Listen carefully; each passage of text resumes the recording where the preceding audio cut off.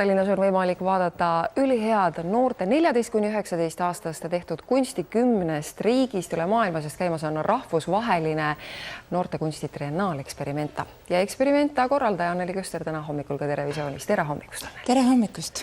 No teema on kunst ja teadus. Kui sa nüüd katsud üldistada, siis mida need 14–19-aastased noored selle teema püstituse alla on ära mahutanud? Sinna alla on mahtunud väga palju teoseid teemadel, mis noorte endi jaoks on olulised. Aga kui sa palud mul üldistada, siis väga paljud teosed tegelevad kas ökoloogia ja jätkusuutliku arengu teemadega või noore inimese kohaga maailmas.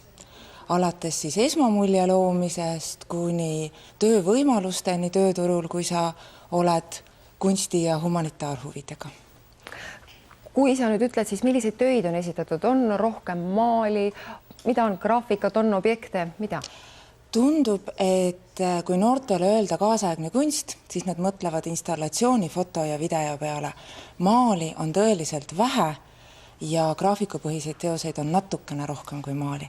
Nii et see tüüpiline arusaam, et noored joonistavad ja maalivad, hakkab taanduma muude kunstiliikide ees. Aga nad ju teevad seda ka, kui nad ikkagi kunstikoolides käivad, siis nad ju maalivad ja joonistavad ka. See oskus peab neis olemas olema. Loomulikult peab olema, kõigepealt peavad olema alloskused ja seejärel saab alles asuda enda suurepäraseid ideesid väljendama, sest muidu lihtsalt kõik see, mis välja tuleb, jääb ju kohmakas ja ebaveenev. Just, seda kõik on palju. Hopneri majas ja Katariina kirikus on need väljapanekud, töid on palju.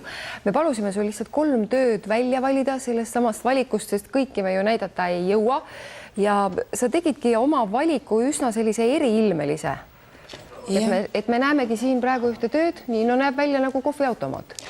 See on üks äärmiselt põnev töö, mis minu kui õpetaja ja lapsevanema jaoks oli väga üllatav. Nimelt Läti noored Elsa, Diana, Andris ja Richards tegid teose legaalsetest narkootikumidest.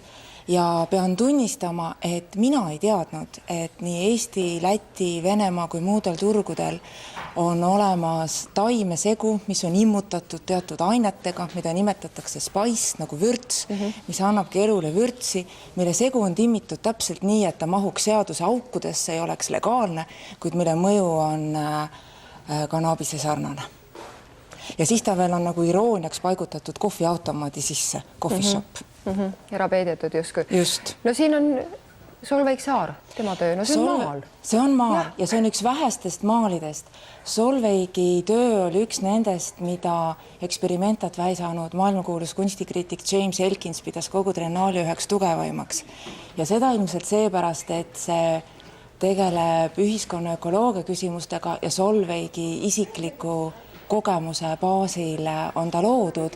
Nimelt ta kirjeldab neid emotsioone, mida tunneb inimene, kes on koolis välja tõrjutud ja keda kiusatakse.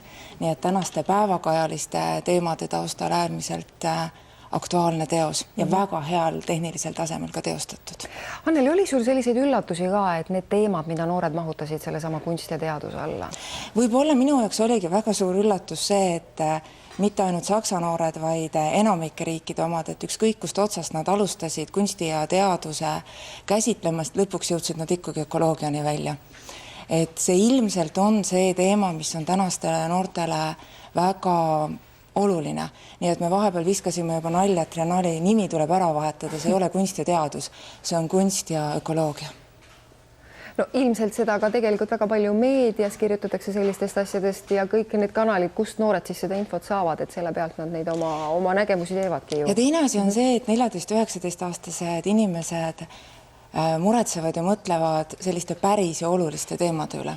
Me lihtsalt tihtipeale ei anna neile võimalust nendel teemadel rääkida, pidades neid ikka veel nagu lasteks, kuigi nad enam ammu ilma ei ole seda. Ja eks see ökoloogia ja meie maailma ja majanduse ja poliitsüsteemide jätkusuutlikkus ongi tänasel päeval kõige põletavam ja suurem küsimus. Andkem siis lihtsalt noortele võimalus kaasa rääkida ja kaasa mõelda ja oma mõtteid ja tundeid esile tuua. Just, ja kui rääkida ei taha ja ei ole tahtmist, siis läbi kunsti saab seda kõike väljendada suurepäraselt. Ja päris kindlasti, just. Ja tulge vaatama, näitus jääb lahti veel kuni 23. novembrini. Ja Hopneri majas ja Katariina kirikus. Just vanalinna hästi peidetud nurgatagustes, aga samas täiesti linna keskel. Aitäh, Anneli, täna hommikul. Ole hea. Viimased uudised, kell on 8:30.